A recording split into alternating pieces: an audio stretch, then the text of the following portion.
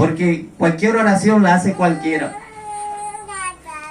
Pero una oración eficaz no la hace todo el mundo. A todo el mundo no escucha a Dios. Aunque la gente tenga ese dicho que Dios está en todos los lugares. Y Dios puede estar en todos los lugares. Pero a todo el mundo no escucha a Dios. Amén. Y a su nombre. Gloria a Dios. Y a su nombre. Gloria a Dios. Y ahora el niño se muere. ¿Y qué hace Elías? Elías no sale corriendo. Elías va a quien tiene que ir. Porque el hombre de Dios sabe dónde puede solucionar todos sus problemas. El hombre de Dios sabe a quién ir y a quién clamar. El hombre de Dios cuando está pasando por escasez, no van del vecino, no van del hermano, no van del primo, no van del papá. Él sabe a dónde va. Amén. Él sabe dónde puede encontrar la solución a su dificultad. Y Elías fue a Dios y clamó a Dios. Y como él era un hombre de Dios, Dios lo escuchó. Y Dios levantó al niño y se lo trajo nuevamente a su madre. Y entramos a la palabra donde empezamos. Y dice, entonces la mujer dijo a Elías, ahora conozco que tú eres varón de Dios y que la palabra de Jehová es verdad en tu boca. Cuando esta mujer está diciéndole a Elías, ahora conozco que tú eres varón de Dios y que la palabra de Jehová es verdad en tu boca, le estaba hablando de ¿qué? De la oración de Elías. Porque la oración de todo hombre no llega a Dios. Pero la oración de este hombre había llegado a la presencia de Dios y había hecho volver a la vida a un niño. Necesitamos eso en estos tiempos. Necesitamos llenarnos de fe. Necesitamos de que Dios empiece a moverse en nuestras vidas. Y que la palabra de Dios sea verdad en nuestras bocas. Que no solamente digamos por decir, en el nombre de Jesús, Señor, sánalo. En el nombre de Jesús, Señor, haz esto. En el nombre de Jesús, Señor, haz lo otro, pero no pasa nada. ¿Por qué? Porque nuestra palabra en nuestra boca no es verdad. Porque lo que hace falta en estos tiempos es oración. Escuchaba la palabra de un hombre que decía, en estos tiempos la iglesia no tiene escasez. ¿Por qué no tiene escasez? Porque la iglesia hoy en día tiene ropa. La iglesia hoy en día tiene la nevera llena. La iglesia hoy en día tiene buenos predicadores. La iglesia hoy en día tiene buenos grupos de alabanza. La iglesia hoy en día tiene buenos instrumentos. La iglesia hoy en día tiene buenas edificaciones. La iglesia hoy en día son unas mega iglesias. Pero ¿qué es lo que hace falta hoy en día? Hombres que se paren en la brecha, oren a Dios y que Dios los escuche. Eso es lo que hace falta hoy en día. ¿De qué sirve tener una mega iglesia si Dios no escucha a nadie allí? Amén. ¿De qué sirve tener elocuencia para predicar? Sabernos todos los versículos, sabernos toda la Biblia, declararla, pararnos en las esquinas, subirnos a los buses, ir al mercado, ir a todos los lugares y llevar la palabra. Si esa palabra no es verdad en nuestra boca, necesitamos verdad, necesitamos la verdad y que la verdad salga de nuestros labios. Eso es lo que necesitamos en estos tiempos. Que la verdad se vuelva en nuestros labios una realidad. Amén. Porque cuánto mentiroso encontramos hoy en día que no son capaces ni siquiera de leer la Biblia, pero son buenos para predicar. Y la verdad escasea. ¿Por qué? Porque falta oración. Y vuelvo y le repito, cuando yo estoy hablando de oración, no estoy hablando de cualquier oración, porque yo veo gente que se esfuerza. Yo veo gente que sale de su casa a las 3, 4 de la mañana y van al devocional. Y van todos los días, no pelan ni un día, todos los días van. Se hace un clamor en esas iglesias y extienden la oración, pero no pasa nada. La gente no cambia, Dios no se mueve, ninguno de ellos cambia, ninguno de ellos son transformados. ¿Por qué? Porque no hay verdad en la oración que están haciendo.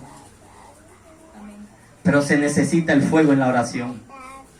Se necesita esos hombres como Elías, que aunque ahí estaban todos los profetas de Baal, dándose y consajándose y gritando y llamaban a Baal, y Baal no respondía, y Elías se reía y le decía, sigan clamando, quizás él está durmiendo, quizás viene de camino, sigan clamando, y los profetas de Baal seguían clamando, seguían gritando, pero estos hombres, la palabra en ellos no era verdadera, por eso no acontecía nada, pero no pasaba nada, pasaba el tiempo, gritaban, se sajaban, no pasaba nada, pero llegó el tiempo en que le tocó a Elías, y entonces Elías lo primero que hizo fue arreglar el altar, porque necesitamos, para que Dios empiece a escuchar a su pueblo, es que el altar que está arruinado empiece a levantarse, empiece a restaurarse, empiece a ser cambiado.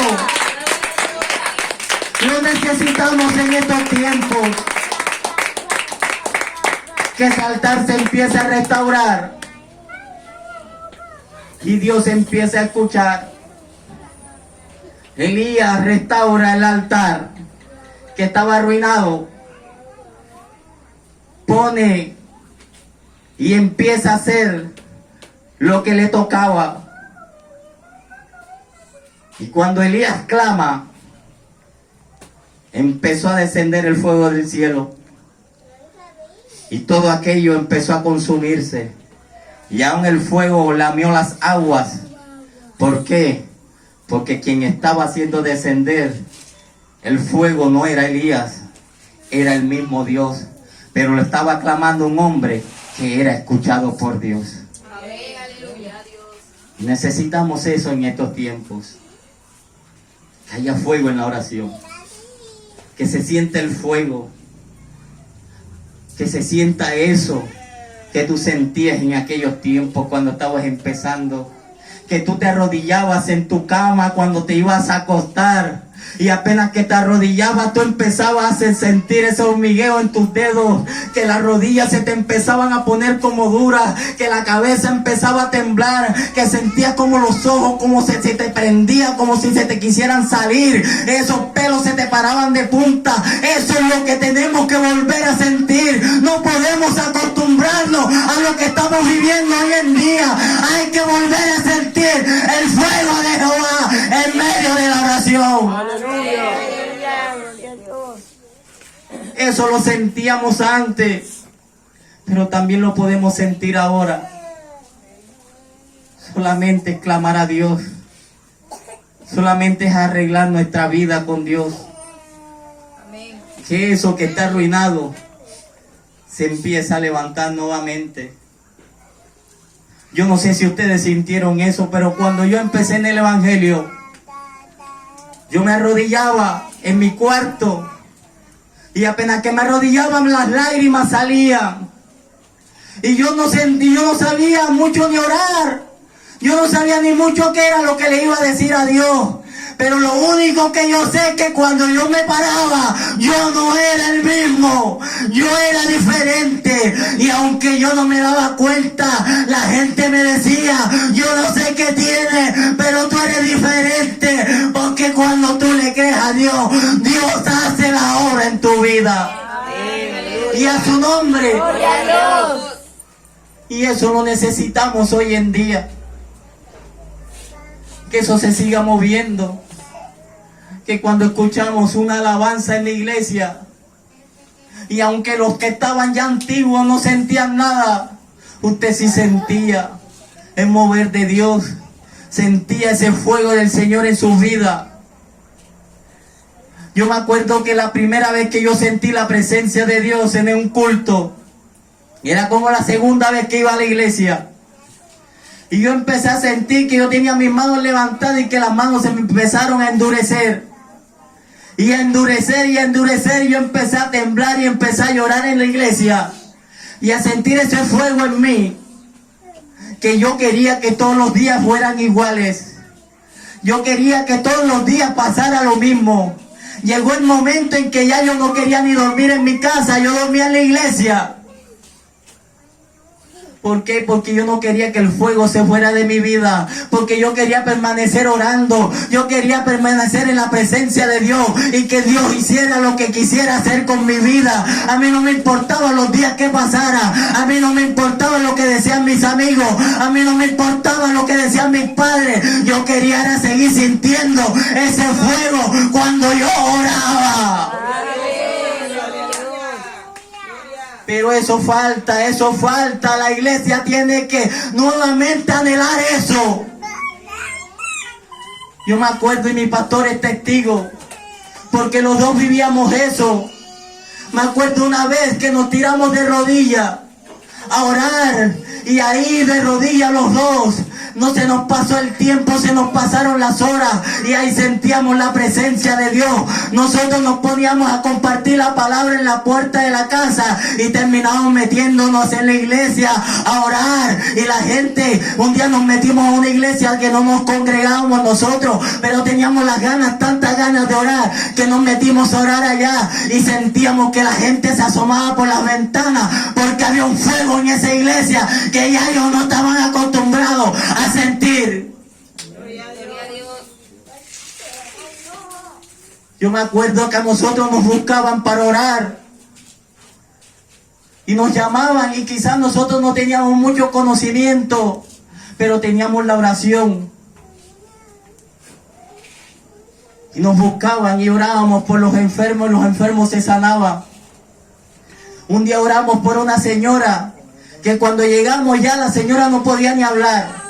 Estaba tan caliente, el cuerpo tan caliente, que los dedos se le estaban reventando. Botaba la sangre, se le reventaban los dedos, botaba los chorros de sangre la señora.